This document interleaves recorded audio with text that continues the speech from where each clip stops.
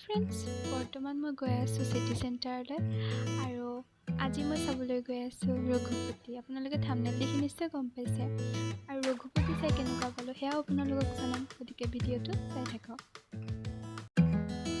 Finally আহি পালোঁ। Already late হৈছিলে, তাতে আকৌ এই দীঘলীয়া লাইন। এই যে সন্মুখৰ বাজনী দেখিছে, মই তেওঁৰ লগতে আহিছোঁ।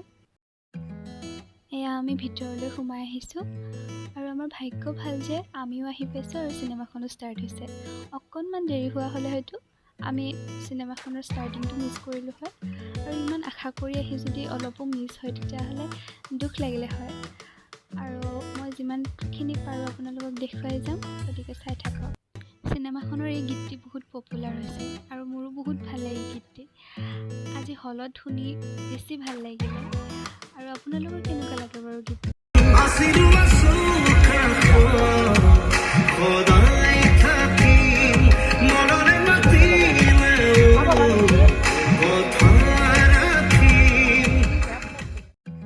চিনেমাখনৰ এইখিনিলৈকে বহুত হাঁহিলোঁ।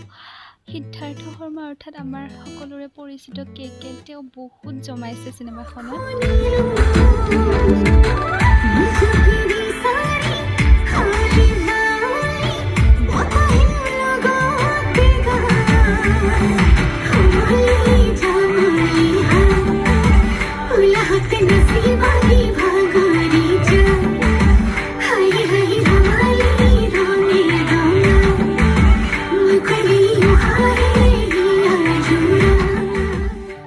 ইণ্টাৰভেলৰ সময়খিনিতে দুখনমান ফটো উঠি ল'লোঁ আৰু ইণ্টাৰভেলৰ ঠিক আগে আগে চিনেমাখনত এনেকুৱা এটা ঘটনা দেখাইছে যিটোত মই ৰ'ব নোৱাৰিলোঁ, বহুত কান্দিলোঁ।